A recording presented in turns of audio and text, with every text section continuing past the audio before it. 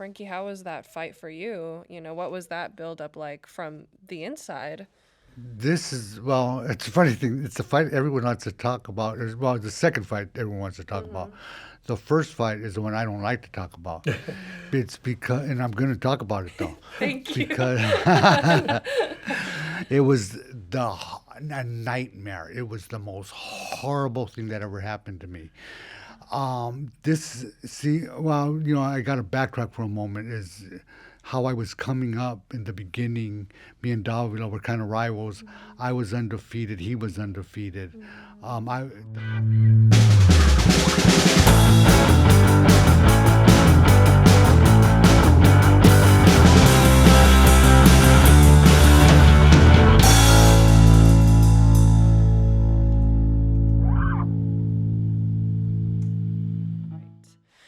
Hello, everyone, and welcome back to the 18th and Grand Olympic Auditorium podcast. I am your host, Milena Ortega, and today I am joined by two very, very special guests.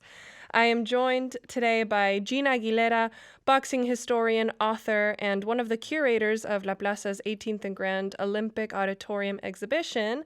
And who joined by him today is also Frankie Duarte, who is a former pro boxer who spent a lot of time at the Olympic Auditorium during its prime. So I'm very honored to have you both, and thank you so much for coming all this way. Thank you, Milena. Thank you for having us. Yeah, so like I said, I'm learning about so much history about the Olympic Auditorium. I've had the honor of learning about so many different layers of the Olympic Auditorium and why it's so important to preserve historical buildings and stories like yours, Frankie, and along with so many amazing athletes that spent so much time at the Olympic. I guess to start off, I want to know, I guess, a little bit about you both, like how long you've been a boxing historian, what got you into history, and also, Frankie, like how you became a boxer. So whoever wants to start. Go ahead, Frankie. Well, I grew up around boxing as a boxing fan. My dad was always watching the fights on TV, so I kind of grew into that, not really paying much attention to it. I was like 4 years old, you know. Mm-hmm. But then we moved from house to house, and 2 years here, 2 years there. But there was always the fights follow us. My father would be watching the Friday night fights from New York, I think, Madison Square Garden, I guess, every week. And I think it was sponsored by Gillette or something like that. And finally, we settled in Mar Vista. This was April of 1964. And in 1965 is, I think, when the Olympic Auditorium started airing the fights. So little by little, me and my big brother, Robert, we started kind of taking a glance and, we like wrestling better, And then one day we just sat down with my dad and became boxing fans. And at that time, we started having our favorite fighters, And one was Joey Orbio, what were they called? Light heavyweight. Something Hawk. The Harbor Hawk. The Harbor Hawk, yeah. He was our favorite, and we became avid boxing fans from there. Wow. Yeah. And how did you begin training for boxing? Well, now this is the story. This is my story. This is I can't deny it. What got me into it was when I started going. Now I'm 10 years old when I became a boxing fan. Yeah. But when I was 13 years old, still a big boxing fan, I started going to junior high school, Mark Twain Junior High School, and I met up with a bunch of guys who were different from the kids that I had been hanging out with before. These guys were, they had more exciting things to do. One was sniffing glue. Oh my God. So I remember the day they took me down the alley and said, "Hey, Frank, put out a tube of testers, airplane glue, with a little number 2 brown paper bag. Oh Boy, we're gonna build some model airplanes, I guess. It's 10 seconds maybe. They passed it to his brother, Oh my God. then to me, and so that was my first high I got. Then the next year, the downers were the big thing, Reds, Truanals, and barbiturates. I got into that. Went to the Venice. Got taken to the Venice police station because, well, that's something not a lot of people could say anymore because that's been closed down for years. And then, well, I was getting in a lot of trouble, and my parents were trying to figure out a way to get me to stop. And nothing was working. Then my dad came up with a brainstorm. Boxing. Let's take him to the gym. So I remember that day he was on the telephone calling gyms, trying to find a place where they train youth. And a friend of his, former boxer Willie Lucero, advised him to call the Teamsters Boys Club. Now, there's a problem with Teamsters Boys Club. I live in Mar Vista, and Teamsters Boys Club is in downtown LA. But we went down there, and the trainer really admired my natural ability, and that's where it took off. That's where I started. Wow. In the juniors. I was 15 years old by that time. Wow. And I got away from the drug. I got away from getting high for the moment. That's another story. Wow. Thank you for sharing that. So you think it did help you for a bit? Yeah, off and on it did throughout my life. And because the guys who I was hanging out with died young. Oh my God. Or ended up in prison for like 30 years. They did some pretty bad things, and I was on my way to that. I was becoming one of them, one of the guys. Wow. Yeah. Well, that's really inspiring, Yeah, and I'm glad your parents were able to find a better solution for you at that time. Yeah. Well, thank you so much for sharing. And I'm excited to dive deeper into your career as well. Yeah. But I'm gonna turn over to Gene right now and ask you what got you into boxing, the history of boxing, essentially. I grew up in Boyle Heights, a little suburb of East LA, and I grew up as a baseball fan. The Dodgers, like Sandy Koufax and Don Drysdale, Maury Wills, all these from the '60s. And my aunt used to go work in downtown LA, and she'd bring back the LA Times and the Los Angeles Herald Examiner, and I'd read the sports pages, the Dodgers. But then in 1964, they started pumping up this fight coming up of Sonny Liston, who was a heavyweight champion of the world, against this brash up-and-coming boxer named Cassius Clay, who later changed his name to Muhammad Ali. So I got caught in all the hype and the build-up to that fight, in which they fought in Miami for the title. And that's when I got the boxing bug. That's when the boxing bug bit me. And from then, I started, like Frankie Duarte said, that I started watching every Thursday night on Channel 5. There was boxing from the Olympic, and that TV show became the highest rated sports show in Southern California for a while. Wow.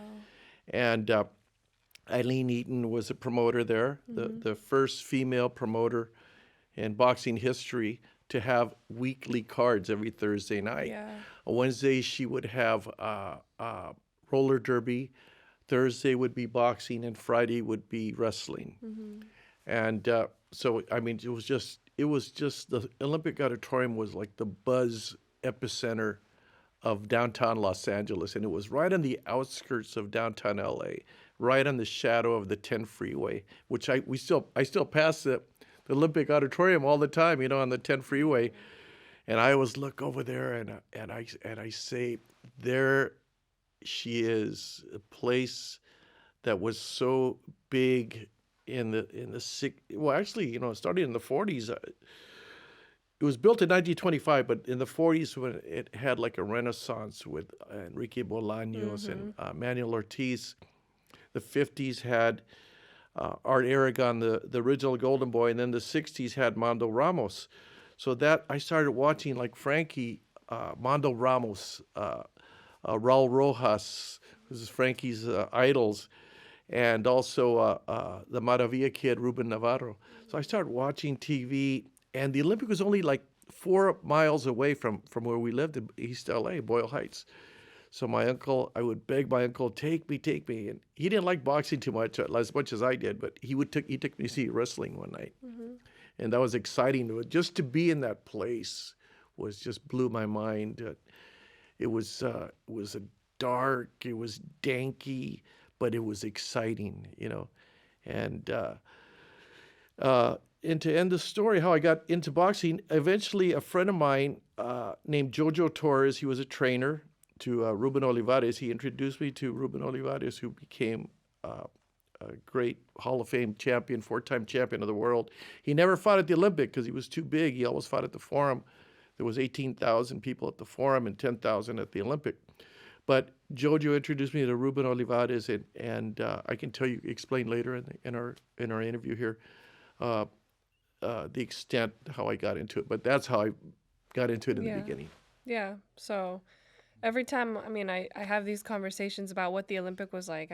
It's a similar thing. Like, I watched it on TV, or you hear so much about it, and I see it like in both of you, how amazing this place was. And I think the fascinating thing about the Olympic was that it was just such an epicenter for like connection and community and energy, really. Like, it seemed amazing.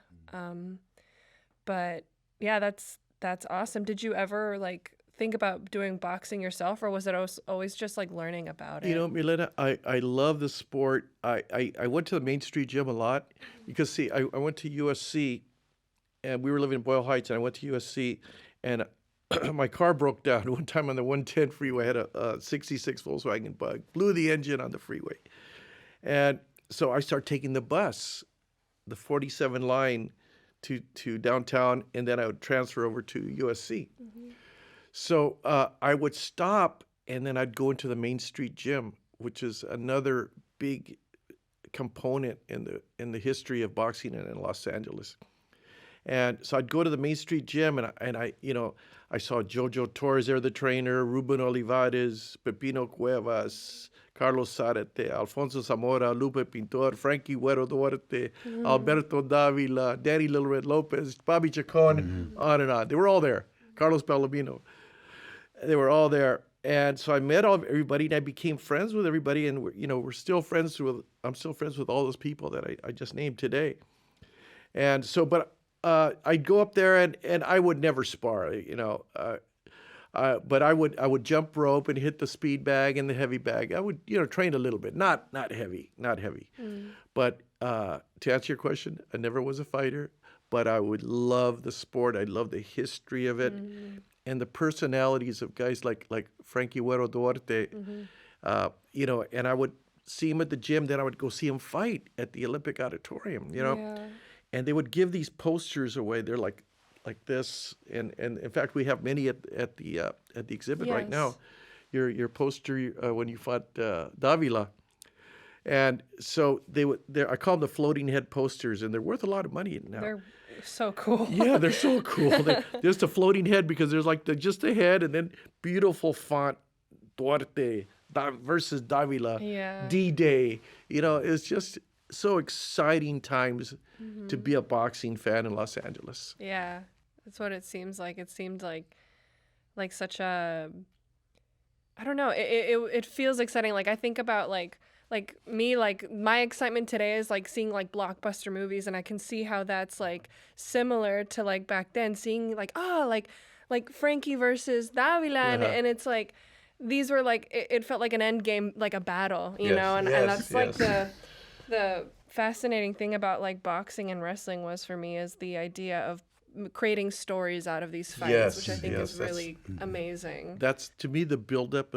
to the fights was just as exciting as the fight itself. I mean, when Frankie fought Davila at the Olympic, there was so much press. They'd take him to the Olympic, and they'd get in the ring. Awesome. Thank you. Sorry, we had to take a quick pause, some technical difficulties, but Gene, you were describing one of Frankie's fights. Oh, yes. Milena, sometimes the build-up to the fights was just as exciting as the actual fight itself. Like when Frankie Duarte here fought Alberto Davila, for an example. I keep on mentioning that fight. I mean, he had so many other I great was fights, gonna but say, yeah. this was like a huge one for there. And another big fight he had was against what was it, the mini riot there? What was Frankie? Oh, Famosito Gomez. Famosito yeah. Gomez. That's another one he could tell you a lot about. Yeah. But in the build up to these fights, I mean, they would have Channel 5 News there. They'd be on the Herald Examiner and the LA Times. The posters would be all over town. There was just Eileen Eaton was just like, I call her the Wizard of Oz, because she was so just a genius behind the scenes, just like moving everything around. Yeah, she was a You know, trailblazer. She was amazing. And Frankie likes to call her the Dragon Lady, because she was tough, but she was tough, but she was very fair to everybody as much as she could. Yeah. But the build up in those days was incredible. Yeah, and Frankie, how was that fight for you? What was that build up like from the inside? This is, well, it's a funny thing. It's a fight everyone wants to talk about. Well, the second fight everyone wants to talk about. The first fight is the one I don't like to talk about. It's because, and I'm going to talk about it though. Thank you. Because it was a nightmare. It was the most horrible thing that ever happened to me. I got to backtrack for a moment. Is how I was coming up in the beginning. Me and Davila were kind of rivals. I was undefeated. He was undefeated. The guys he was decisioning, I was knocking out because I had the punch, and Davila was more of a boxer. And at some point, while I was, he had just lost to. He finally lost a fight to. Gosh, what was that? A contender. Ciso Escobedo was his name, from the Philippines. And, he beat Davila. I had Davila on the floor in the 8th or 9th round. Clearly won the fight. So the streak was over. So we weren't talking about the fight between us. And that's at some point. Oh, then I fight Escobedo in his next fight right after Davila. I go to Hawaii to fight. The newspapers are saying Escobedo has another unbeaten to beat. Escobedo should take Duarte out in 4 rounds. Blah blah blah blah. Well, I knocked him out in 2 rounds. Okay. I knocked him out. I dropped him in the first round and put him away in the second. And then the next thing was they had these. Every year they would have awards about outstanding prospects and all that. Me and Davila were up for outstanding prospect of the year, among other fighters too. But I ended up winning that. I was on, I was way up here. I was like, but then I started messing up again. I went to the bar one time with a friend, and even though I had to have a few beers here and there, but this particular time I was got drunk, and I was getting all this attention because I was undefeated. Everyone wanted to talk to me, and I was feeling so. My esteem was just so high compared to what it was before, and. That one night led to many others. Drinking, drugs too. I just fell back. So I had my first loss after I fought Escobedo. A split decision to another undefeated fighter, Joe Guevara, in Sacramento. Then I went on a win streak again. So I was kind of up and down, and I was doing good again, but then the drugs and alcohol were getting worse. Then before you know it, I was doing the heroin. I was doing a lot of hard drugs. But then so they matched me with Davila at the worst possible time in my life. I'm getting loaded up to it like 2 weeks before the fight. And it was because I was known for taking a good punch, and I was known for hitting hard. Davila was not considered a big puncher. And it was, I think it was third round. He catches me with this little left hook on the chin. I go down for the first time in my life. I get up. I got right up, and I'm okay, And I'm going after him again, and he's moving. He was sharp. He wanted to win that fight. He was dedicated. And he drops me again. I got dropped 2 times in the 5th. I got right up, but the referee jumped in and stopped the fight. Oh my God, I was so humiliated. I took such pride in being a tough guy, pride in having a good chin, pride in hitting hard. And this guy who's not a big puncher stops me in the 5th round. And I didn't go back to the Olympic Auditorium for about a year. I didn't want to show my face. I was so ashamed. It was horrible. It was a bad experience. So I don't like to talk about it, but I talk about it quite often. No, I mean, I think it's good to Yeah. talk about these Yeah, things too, because yeah. I've seen you've come very far, and I think talking about the difficult parts of your journey is important because I think it builds character, and it's Yeah. very inspiring, Yeah. and I can imagine the amount of pressure, like I guess the public was putting on you as well. I don't know if that also added a lot of Yeah. pressure. It's funny thing that everyone before that, I mean, everyone thought I was going to be champion of the world. So you're going to be champ. Oh man, you're telling me how good I was. I was kind of a boxer puncher, and they were. I was getting all kinds of admirers, and there's only one person who didn't believe in me, and that was me. They would say, Frankie, how good you are, and I would give them kind of an apologetic smile, a quivering smile, like, that, and okay, but I didn't. I really I just didn't believe it. It had to do a lot of background upbringing and certain things that happened in my life, and why I had such low self-esteem. But that was my biggest obstacle, getting over that, Yeah. gaining some self-worth. Yeah. I mean, we're our biggest critics, Yeah, and I find it fascinating how, you were saying how, like, when you were growing in popularity, that's when your self-esteem was, getting better a little bit, Yeah. but it led to a different path, unfortunately, and it's hard because I mean, I'm also like huge on mental health too. Like I worked when I went to community college, I did a lot of mental health work, and it's very like fascinating to see the way our upbringing affects the way we view ourselves and how that can affect the things we're passionate about. And thank you so much for sharing that with me, because it's an honor to listen to these types of stories. But I wanted to know were you able to bounce back from that? I bounced back and forth. I went back and forth. I went on a winning streak.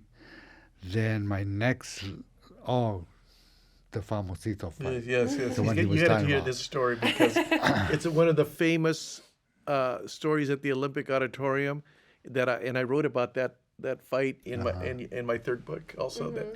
But Frankie was there, so he could tell you the story. Yeah. So I'm no longer the superhero I had been when I was coming up. I know I was a superhero for one reason, because the local newspaper, the Evening Outlook, at one point said, the headline was, Frank Duarte no longer superhero. Oh my God. They Just took so away your blunt. cape. They took away your cape, Frankie. But it's proof I was a superhero. At one You're time, like, right? One time. I'll take it. Yeah. He was very popular. And so I'm going to fight Famosito Gomez, who's a world contender, slick boxer. And now the same night, Danny Little Lopez had just knocked out Chucho Castillo, who was one of the Mexico's favorite fighters, the ex-world champion. And they were already angry about that. And it was a big crowd there that night. So I'm the next fight with Famosito Gomez, another Mexican favorite. And he was a real hard guy to fight, kind of awkward, kind of, but he never hurt me, but he hit me maybe twice to my one punch. But my punches hurt him. My punches would stagger him or buckle his knees. And but he probably hit me more times, but it depends on who the judge is, what they favor, the powerful puncher or the guy who throws the. So anyway, we have Jimmy Lennon's at the microphone, and we have I think it was a unanimous decision. The winner, Frankie Duarte. Now it's a funny thing. My manager had always been telling me, Frankie, you got to acknowledge the fans when they announce it. You're just too shy. You just go like this and you get out. And he's telling me, you got to acknowledge. Well, I picked the wrong night to do it. That night I get the decision. I'm out here like this. Bam! I get hit in the head with a bottle from the balcony. The fans are tearing seats out. They broke the TV cameras. They set fires. Ambulances came. Police came. It was a big riot. Yeah. And so it was big enough to as where Channel 13 was KCOP. Mm-hmm. KCOP broke the contract with the Olympic Auditorium and they didn't show the fights anymore on TV because of my fight. Mm-hmm. So that's something I'm kind of proud of.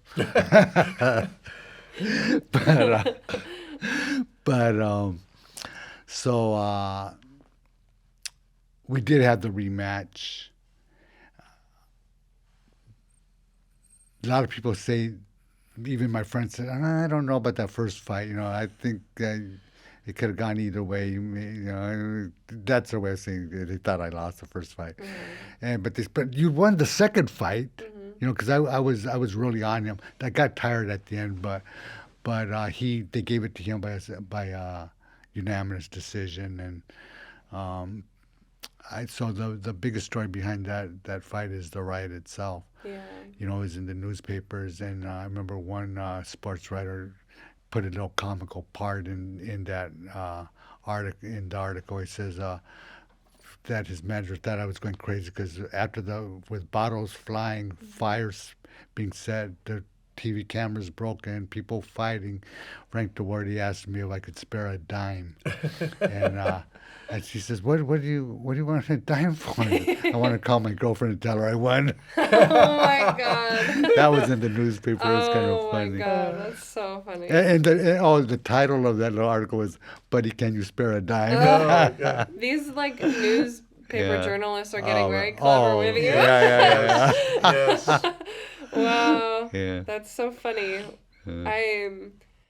One thing about boxing that I think I briefly mentioned is that I think my conversation with Karen and Esperanza, the La Plaza's historians and curators, they always talk about how boxers oftentimes were living like double lives. Mm-hmm. They'd work in the day and then they'd become boxers at night. Mm-hmm. And I wanted to know, like, I guess, what were you like that as well? Were you working another job during the day or? I would like to say so, but no, it's not true. You're like, Yeah, I was kind of, fortunately, my dad we owned our home, and so there wasn't a lot of pressure for me and I lived at home and with my parents and my brothers and sister, so there was no pressure on me to work. So instead of going to work, I had time to party, and that was not a good thing. Too much time on your hands. Too much time on my hands. That was my downfall. Yeah. And but there was a few times that in the beginning of my career as a pro, I did have a job. It was at a place called Litz Brothers in downtown LA. It was a button factory where the garment district would order buttons from them, and so I did do that. And then I that's when I got my license while I was working there to turn pro. And my first pro fight, my manager, I remember he asked me, Frank, he says, before we had my first pro fight, where do you want to what do you want to be, a forum fighter, or do you want to be an Olympic Auditorium fighter? Hands down, no hesitation, Olympic Auditorium, man. Yeah. You know, and so I worked there for a while, and then when I turned pro, guess what? My first fight was a 4-round. Really, that's how you start, 4-rounders. Then you could go right to the 6s and to the 10s. You know, they had 5-round fights too, were real popular. 4-round fight, I made $85 back in those days. $85, but $85 could pay for a month's rent if you were renting an apartment. I wish it was Yeah. still like that. Then my first 10-round main event, undefeated Frankie Duarte was making $750 for a 10-round main event. Yeah.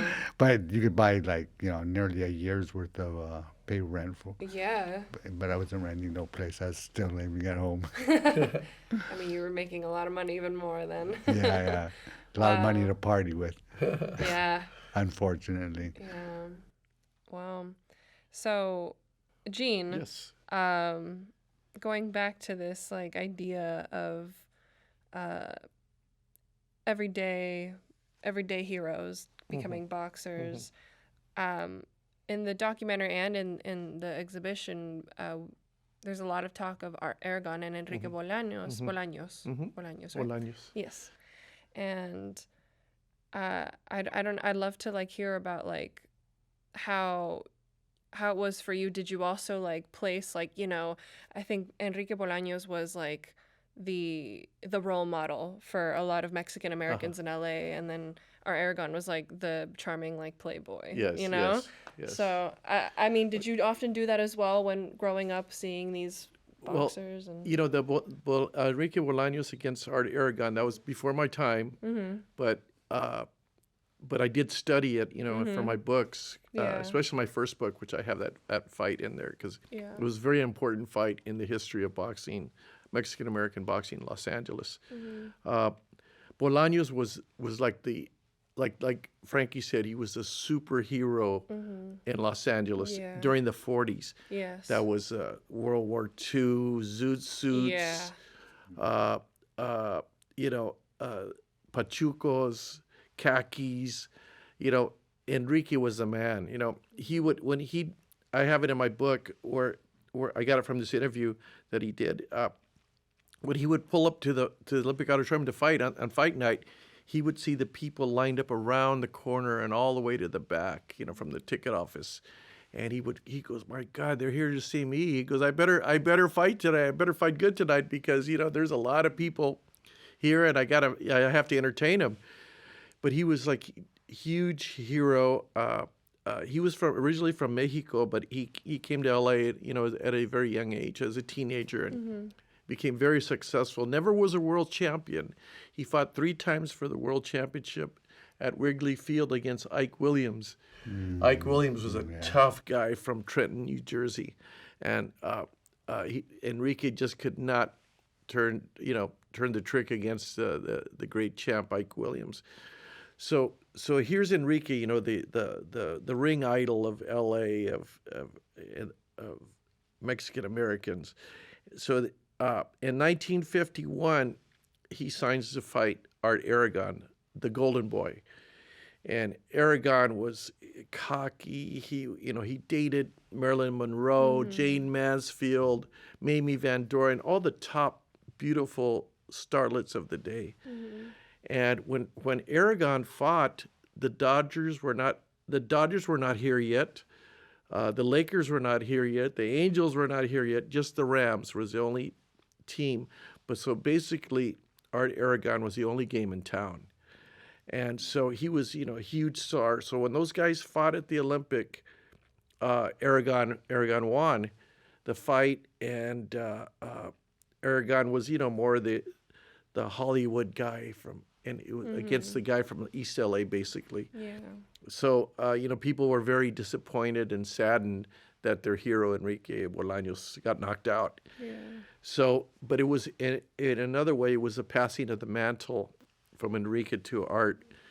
Art Aragon. So Art controlled the 50s until the 60s when arose a new star, Armando Ramos from Long Beach, who became the youngest man to win the lightweight title. Wow. Yeah, no, that golden age of boxing is just so fascinating. It's amazing. And especially when it comes to like seeing that representation for Chicanos and Mexicans and Latinos, that they get to be like so close to like the golden age of Hollywood as well. Yes. And getting so much praise is just incredibly inspiring. And I find that it's fascinating to see like these advances because, you know, there's so much talk of representation to this day. And I think it's very inspiring to see that age and also hearing about your time as well as a boxer, Frankie. And I guess do you think like people saw you as the hero or as like the antagonist when you would fight? Like, it's funny how people treat you when you're. This time when I was undefeated, there's this bunch who just want to talk to you, want to, you know, invite you to a party and, you know, say that they know you, yeah, you know, and want to spend some time with you. Or, you know, they're admirers.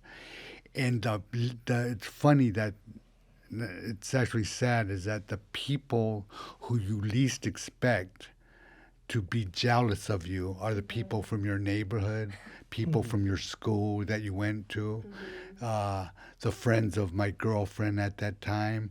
Oh, you know, especially when it came to that fight with Famosito Gomez, that first fight, that was, you know, close. That maybe he should have won. I don't know. Unfortunately, we didn't have video, so I never seen the fight. But yeah, it's people that you expect should treat you good and be backing you up are the ones who are talking behind your back. And the ones who you don't even know are the ones who admire you and want your autograph and take a picture with you. I didn't want to take a picture with you because they didn't have cameras on their phones back in those days. But if they could, they would.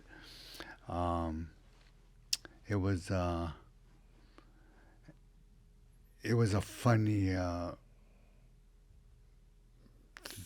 know, people, the way they reacted, like my friends who should have been discouraging me from getting loaded are the ones who are, when you tell them, no, I have a fight coming up, oh, no, come on, just one beer, you know, it's not going to hurt. And I remember one fight in particular where I told myself I'm just going to go have one beer.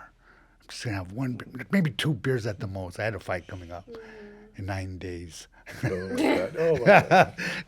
This was when I was in the depth of my drug addiction. You know, just 2 beers. I went crawling in the house the next morning at 5 in the morning. I had been smoking. You know, when I drank, I smoked cigarettes too. Smoking all night, drinking drunk, and just feeling so remorse that. In fact, that's the fight that made me retire from the ring. Because I said, either it's going to be boxing, get dedicated, get up there, be a champion, or it's just going to get loaded. But I had gone through that scenario before, you know. And at this point, I knew that I couldn't stop drinking. So I decided to quit drinking. And now I was free to do drugs and alcohol all I wanted to. You know, it was really a sad place to be in. Yeah, no, it's hard. It's a very hard thing for someone to go through.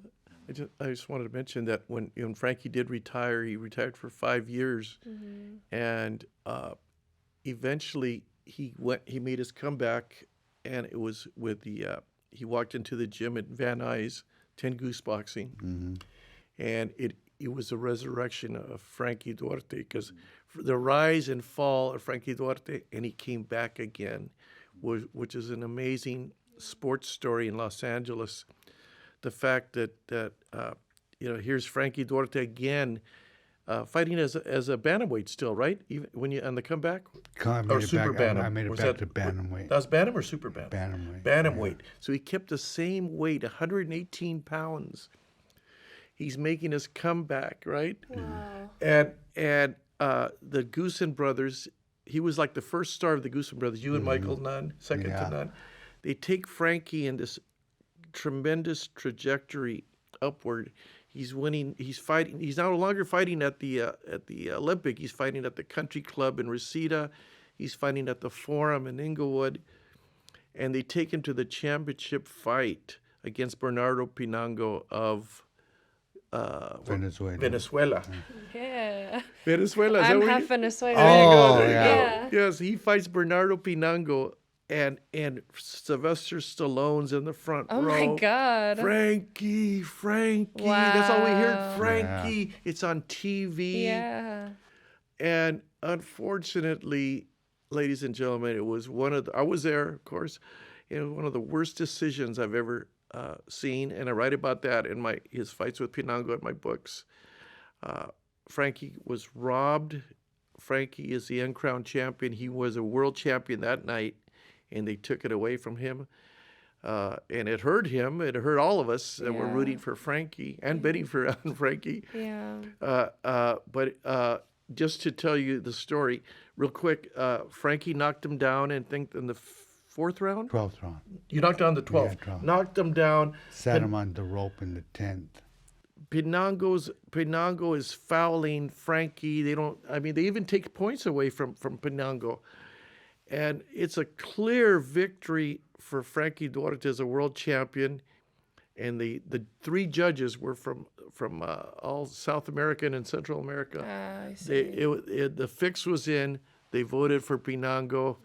It was a horrible night. Wow. You know,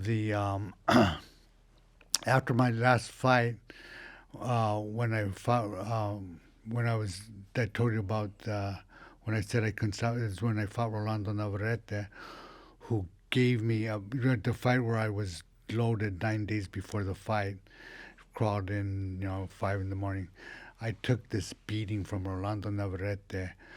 I went the distance, but he was a junior lightweight, because I'm fighting heavier now because I'm drinking a lot. And he gave me, I compare it to the fight between, the first fight between Clubber Lang and Rocky Balboa. That was and I went the distance, and that's what made me retire. I had that 5 years of being free, just getting loaded. I was hanging out at a bar called the Scotchman's that was in West LA.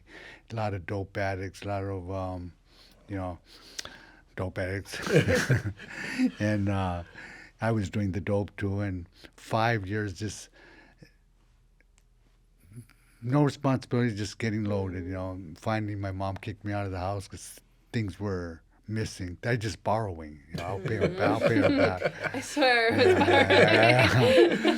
borrowing. And finally said, you got to go. So I went and stayed with my aunt in Atwater area. And I swear I cried. I was so broken. I said, there was two sides of me. One wanted the picket fence with a dog and the wife and family, scenario. The other one was I wanted to be the bad guy too, because bad guys have more fun. And I said, I gotta get clean. I prayed. I said, what am I going to do? I said, I'm going to stop. I'm going to get a job, 9-to-5 job in a factory. But I don't have a car. I don't have nice clothes. So I said, I know. I have one comeback fight, just one comeback fight. And then I'll buy that car. And, well, I went to the gym. The regular gym was behind the Olympic Auditorium. And the old trainers I knew, they didn't want nothing to do with me. They knew my reputation.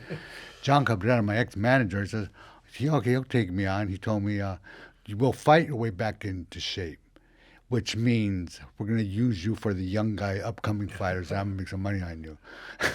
I understand the language, so I said no, So my cousin, Albert Galleta, and his friend Raul Marcos, chiropractor, they knew these young guys, upcoming trainers, the Goosen family.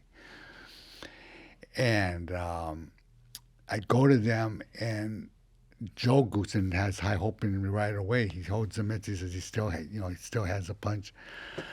So it was that's a whole story behind that, the comeback, but it was a successful comeback. It was good. I didn't win the world title. What I'm proud to say about that loss to the world title was it was one of the last 15 rounders they ever had. Wow. So I could say I fought 15 rounds, and that's a feather in my cap. I was gonna say the 12th round. I was like, I dropped it. No, I dropped him in the 12th. Yeah. But it went on 3 more. And let me tell anybody who has any questions those last 3 are a doozy. I tell you. I bet. If you can go 12, don't mean you can go 15. No, that's insane. Wow. Yeah. No, that's very inspiring, and you've been through a lot, and I applaud you for your journey, because that's amazing. The comeback, it was so much. It wasn't just, it was a struggle to get back to up there again. It wasn't just, here, Frank Duarte's back, we're going to get you a title fight. I had to fight my way back up there. Mm-hmm. And today, I'm in a position where I was able to buy a home in Mar Vista. Mm-hmm. I didn't get married until I was 39. Mm-hmm. I have 2 children now. I have my granddaughter. She's gonna be 2 years old. Oh my gosh, she's everything to me. That's good. Oh, that's beautiful. Yeah. Oh, wow. Well, you got the happy ending. I think. Yeah, there's amazing. a happy ending to a horrible. The way I just threw success away. Just threw it in the trash can. It was right there at my fingertips, and I threw it away. I think you're still a champion. Yes. Yes. I think Gene agrees. I don't think you would have needed the whole official title to know it, Yeah, it's a funny thing that bad things that happened in the past make you to what you are today too. Exactly. So who knows what would have happened if I didn't go through those trials and errors. Yeah, I agree. I think it was hard, but you ended up where you wanted to be. I think so. Yeah. I wanted to pivot and ask Gene. We mentioned there was a riot at one of your fights. Yeah. Were you ever attending any riot? Were you at any of the riots? No, I didn't go to the fight when Frankie fought Famosito. I wasn't there that night. I did go to Olympic many times, but fortunately, I didn't go that night, actually.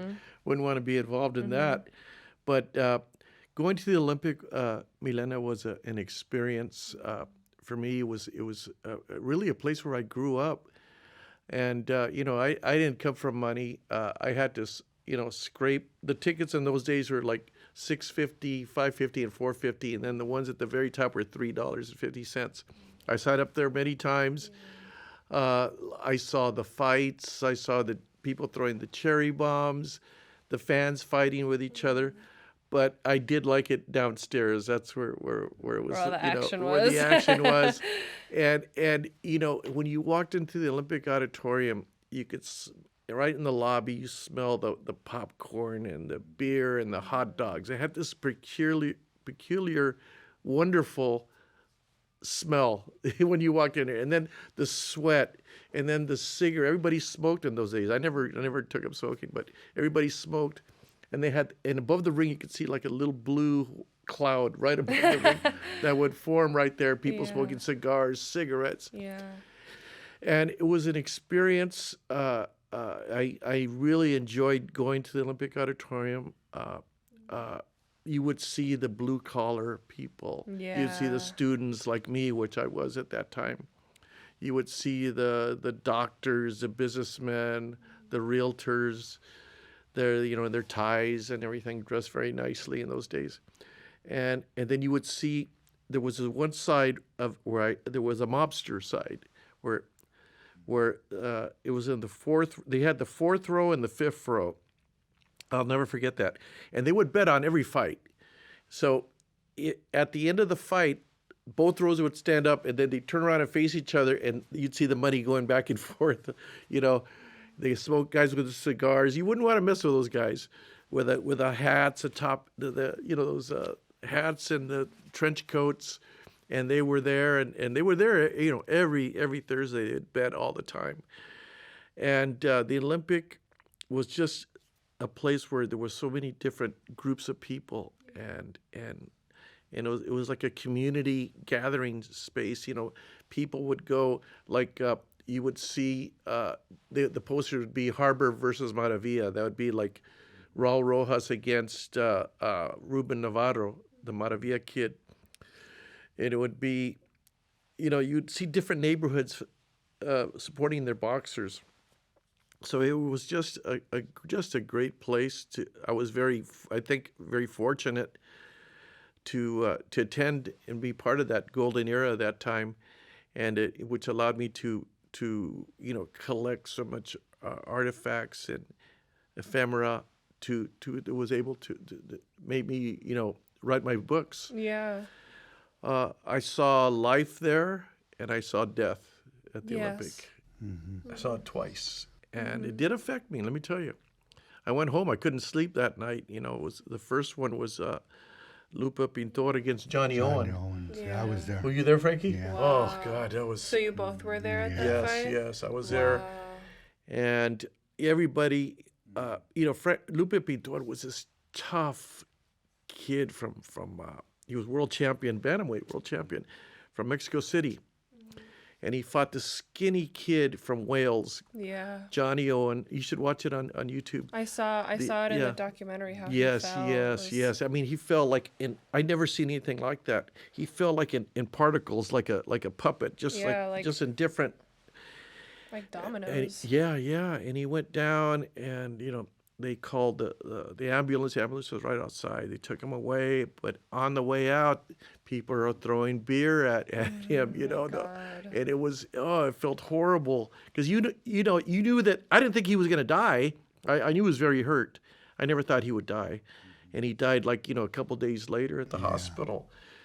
And to come all the way from Wales, to fight for the world title and not make it on the way, not make it home. He died, and I remember going home that night and I just couldn't sleep. And then when I found out that he died, a couple of days later, it was even worse. I couldn't see boxing for 6 months. Wow. It was tough. Because I was there. I paid money to see a great boxing match. I didn't want to see a disaster like that, but. And it happened again. And another fight at the Olympic was Alberto Davila against Kiko Bejinas from Guadalajara. Wow. Alberto Davila was from Pomona. Is the one that Frankie fought twice. And that was also a disaster of an evening. I was very surprised because, like Frankie said, Davila was a master crafty boxer. And he wasn't a hard hitter, but that night he was on, and he just, he was kind of losing the fight. I think. Did you go to that fight? I never seen the fight. I went to that fight, yeah. And at the end, I think it was a 12-rounder. He hit him, and Kiko Bejinas fell, and he hit his neck against the last strand, and it kind of snapped his neck. And he got up and he walked to the corner and. You think he's, it's just another knockout, but then he slumped, and boom, they take him away, and he ended up dying a couple days later. So again, that was another horrible experience. But you know what? In a baseball game, a foul ball, I've read, it's killed people in the stands. In the Grand Prix, people have accidents. We could cross the street.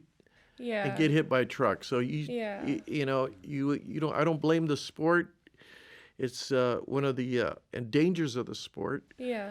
But I won't damn the sport of boxing for that because it's just part of the deal. Yeah. I can't imagine how difficult it must have been for the boxer who felt like they could have caused that. And yes. And it's definitely a heavy weight to carry. Yes. But and also very fascinating to see it from the audience as well, how that could affect just being a part of that, Yes. I guess, story, unfortunately. And Yeah. it's a hard thing. And man, I can't imagine how. It was heavy. Yeah, it was and a heavy I saw thing. it twice. Yeah, no, So that's a rough one. So yeah. So, I mean, I guess with all that, with all of your knowledge and all of these matches you've been to, what made you decide to start write about boxing? you know, I remember being in Barnes and Noble one time, and I was looking through the books. I've always loved books, and there was a book called Mexican American Baseball in Los Angeles. It was by Richard Santillan. So I flipped through it. Oh man, this is cool. So I bought it because I love baseball so much in those days. Not lately too much, but so I bought it and I took it home and I looked through it and a light went on in my brain. I says, you know what? I could do this. I think I could do this. So there was an email there at the front. So I sent an email to Arcadia Publishing. And they say, oh, that's a good idea. I'd like to do, something on Mexican-American boxing in Los Angeles. Hey, send us 5 pictures and send us the stories behind those. So, bam, I sent it to them. And they sent me a contract. They go, hey, we'd like you to do it, to do the book. So that's how I got my start. But also, since I was a little kid, when my aunt used to bring the newspapers home, they were 10 cents back in those days. But I think she got, she used to take the bus. I think people would leave the newspapers on the bench on the buses, and I think she brought a lot of them that way too. But so I used to cut clippings from the newspapers. I have a lot of them, Frankie, and magazines, posters. I started collecting. I was just a collector as a young kid. I used to love baseball cards too, But after I became good friends with Ruben Olivares, and we used to go to New York for the Boxing Hall of Fame. We went for like 30 years in a row. So I got a lot of stuff over there from the collectors who used to have a boxing show there. So I still have a huge collection of posters and programs and everything. So that's what motivated me to start writing my books, and my friendship with the boxers like Frankie Duarte, Davila, Palomino, Armando Muñiz, on and on, and I think we've done a very admirable job of I think you have too. telling the stories. Yeah, no, I think it's important to preserve these stories, and I think it's even more special because you have such close connections with these athletes, these stars, really. So with that being said, how were you approached to curate the exhibition? How was that? That's a good story. Steve Dubrow started his. My books had already been out, and my first book was 2014, and Steve Dubrow, I met him at this like exhibit in downtown near Chinatown. And he had a bunch of pictures up by Theo Ehret, who was like the chief photographer at the Olympic Auditorium. You remember him, Frankie? Yeah. The old man, Theo Ehret. He was amazing. God, in my book, every one of my books, I always include 2 or 3 of his pictures. Yeah. But so anyway, so I met Steve Dubrow, and he was having this exhibit, and then he told me he wanted to do a documentary on the Olympic Auditorium. And if I could, help him, because he never went there to see a boxing or maybe he might have went to a concert, but I don't think he saw boxing there. So he wanted to know if I would be his advisor, and I said, sure, I'll help you out as much as I can. I provided pictures and posters and connections to the boxers. So he was doing his movie, and then a few years ago, I had known John Echeveste, who was the CEO at La Plaza. And I met with him to see if, to pitch the idea of doing 18th and Grand exhibit there, because it would tell such a great story of such an important place in Los Angeles for sports. And John liked the idea, but he goes, Gene, I have good news and I have bad news. He goes, good news, I like your idea, but the bad news, I'm going to retire pretty soon. So I'll pass it on to Leticia, and you guys can take it from there. So luckily, Leticia liked the idea. Yeah. We talked to her. We had a few meetings with her, and so that's what got us into the La Plaza de Cultura y Artes. Yeah. No, and it's become such an incredible exhibition and part of, I guess, La Plaza, essentially. It's amazing. It's remarkable. I love museums. I'm a very visual learner. So seeing like all of these amazing archival photos of these fights and like, the picture of you with Andre the Giant. I always see that one when the elevator worked. Yes. It's still down. It's still down? It's been down. Oh my God. He's holding them they're like little toy dolls. I know, it's amazing. He has 3 adults. I know, all 3. And he's not even breaking a sweat, and Frankie's like a little toy doll on one arm, and Danny Little Red Lopez on the other arm.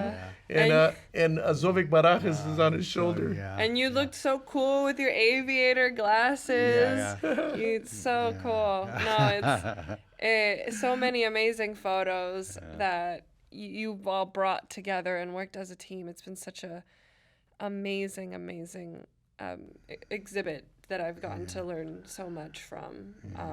But we are nearing the end. I wanted to give you guys an opportunity to, Gene, if you'd like to promote your books, you could let the audience know where people can find your books. Thank you, Milena. I've written 3 books, and my 4th book will be out February the 12th. How exciting! 2024. Wow. Abelardo, or a new book, February the 12th, 2024 for La Tienda. Mark your calendars. Book signing. Yes. But anyway, you can buy it through me if you like. My email is Gene Aguilera at sbcglobal.net. You can buy it at La Tienda, at La Plaza de Cultura y Artes. There's books there. You can buy it through Arcadia Publishing. You can buy it through eBay, Amazon. Available wherever good books are sold. Also, it's available at any Barnes & Noble. Perfect. Yes. I love Barnes & Noble. Yeah, I do too. My daughters love it. Yeah, it's so fun. But it's the greatest. I highly recommend Gene's books. They're very informative. They do an amazing job of visually putting you at these eras of the Olympic Auditorium and the history of boxing in LA and the importance of seeing so many Latinos and Mexican Americans in this very popular sport that pretty much ran its time. So, and Frankie, I don't know if you'd like to promote anything or. Well, I don't have anything to promote right now. I got okay. He's a trainer. I'm a part-time barber right now, but I'm not taking new customers right now because I'm doing it at my house. I don't know that. Then I like to give boxing lessons, but I don't have nowhere to do it right now. So. Well, hear that. if you're looking to train for boxing, you could. Frankie would be happy to do it. I think people are afraid to take lessons from me because they think I'm going to teach them the way I fought, and I'm not going to teach nobody that. I wouldn't wish that on them. I took punches, I was aggressive, and I took shots. Teach boxing basics, and that's it. But I don't know. I'm waiting for the next chapter in my life and see what comes and take it from there. Yeah. That's amazing. Well, thank you both for your Milena. Time today. Thank I appreciate you. it so much. You did a great job. Thank you so much. That means a lot. And thank you for coming out this way. And I've learned so much from the both of you. And I really appreciate you both opening up about these experiences. It means the world. But yeah. And thank you to the audience. We will catch you in the next one. And all right. See ya.